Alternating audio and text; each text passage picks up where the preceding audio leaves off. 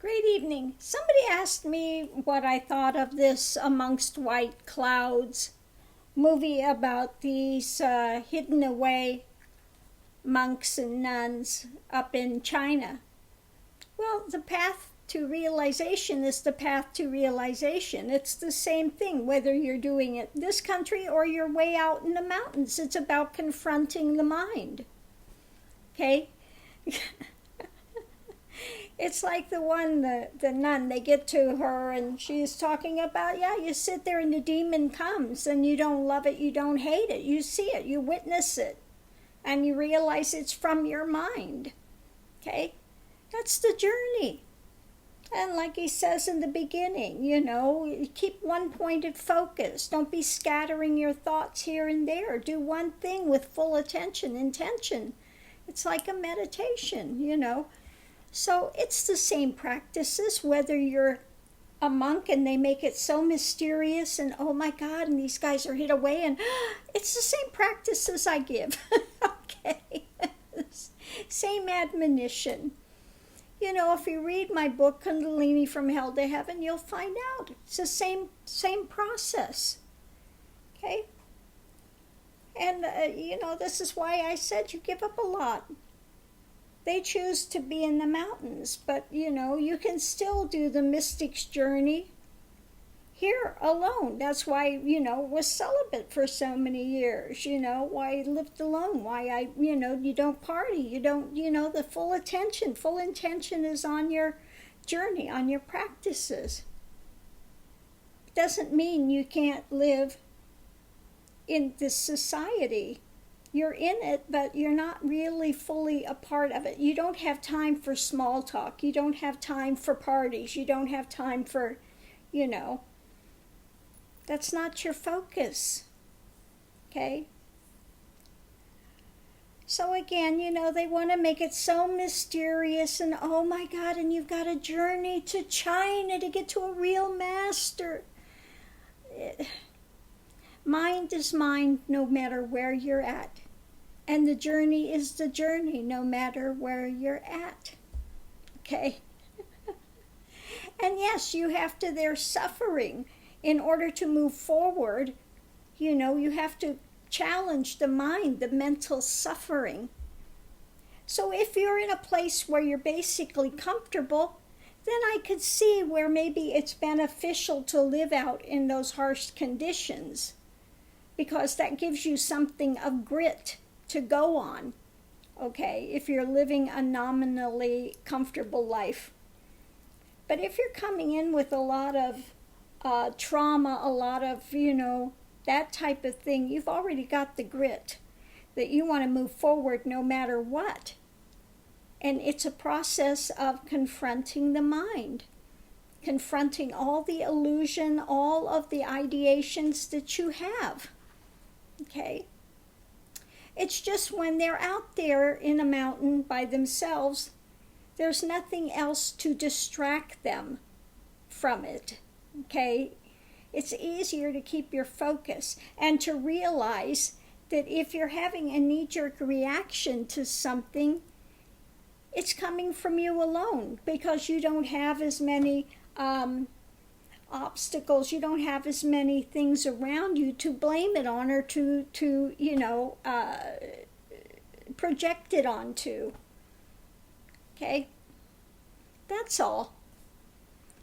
So the movie's good, in a way, because it does give some salient pointings, But again, part of it, like the guy that's there and he wrote the poem.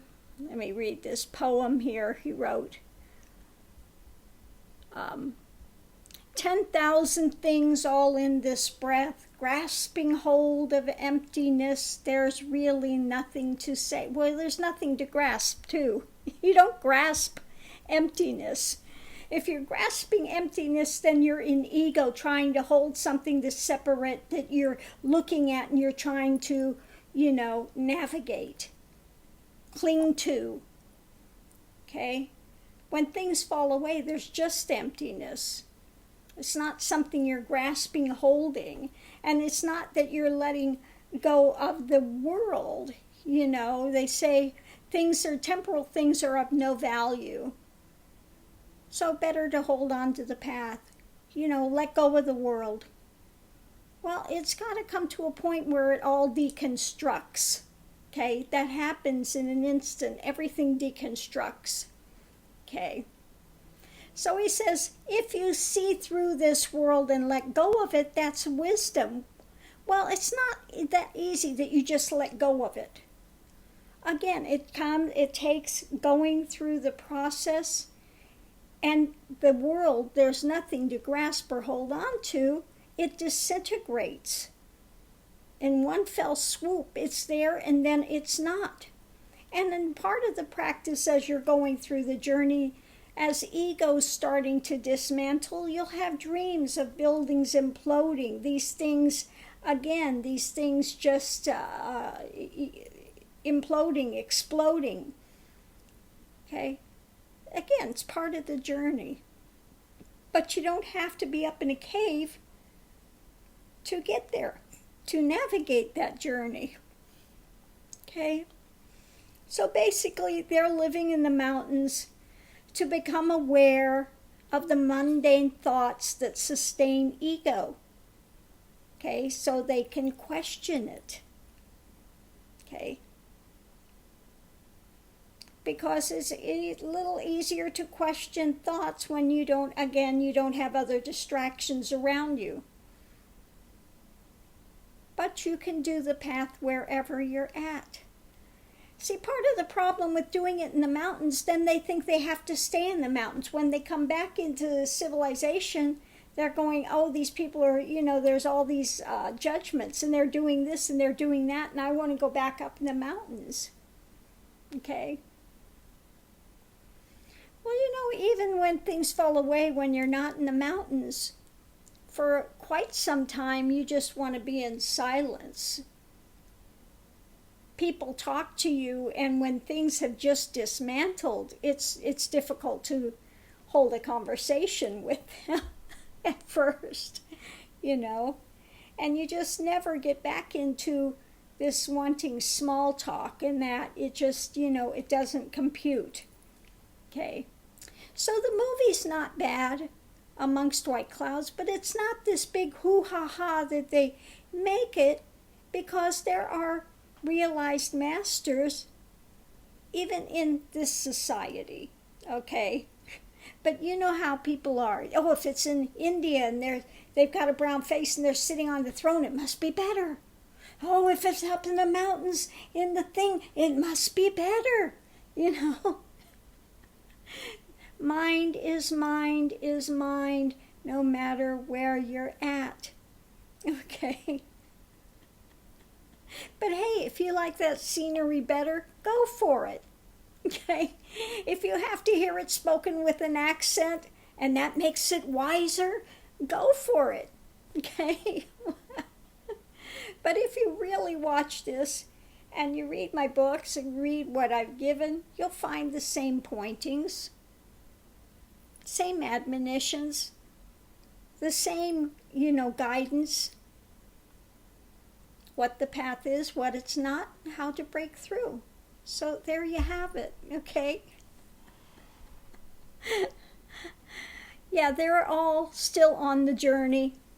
I don't see any there so far from what I've seen that have fully fallen away into realization. There's a few that look like they're pretty close.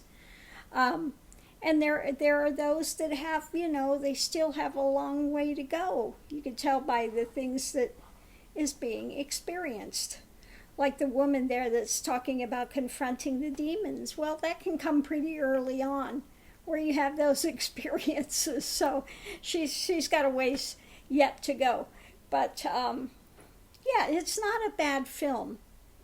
I mean, it's much better than a lot of this other stuff that's out there. You can actually get some decent pointings from it, what it takes to walk a spiritual path. But again, you can do that in the midst of society if your full attention and intention is on your practices 24/7. Okay?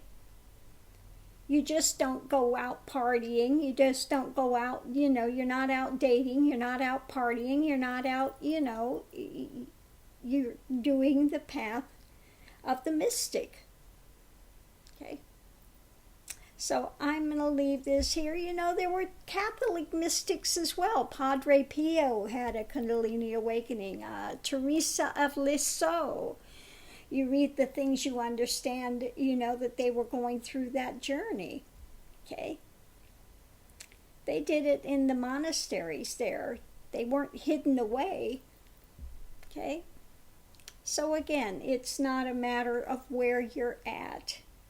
It's a matter of your attention, your intention, your continued surrender, your continued observation, your continued questioning, your continuing to allow that stillness to penetrate, okay, and to wear away that ego mind play, okay, and drama until it all dismantles. And when it all dismantles, that's it. You're in that quietude forever. Okay, there's no more needed sitting in meditation because you're in that stillness all the time, 24/7. Okay, it doesn't move. It's non-movable. That emptiness never gets cluttered again. Okay, it's just there. It just is. One goes into a new reality, okay, into a new consciousness, okay, that's been decluttered of all the transient things that come and go, okay. So I'm going to leave this here. Thank you for your question. I hope this has helped you. But yeah, it's again, not a bad movie. You can get some good pointers, but you don't have to go look, up in China to the hills, or you don't have to look for the hidden sadhus that are in the mountains in India. You don't have to go up into the Himalayas. You do have teachers that can give you the same pointings, same directions, same wisdom right here. Okay, so thank you for tuning in. Have a great day. Namaste and aho. See you online.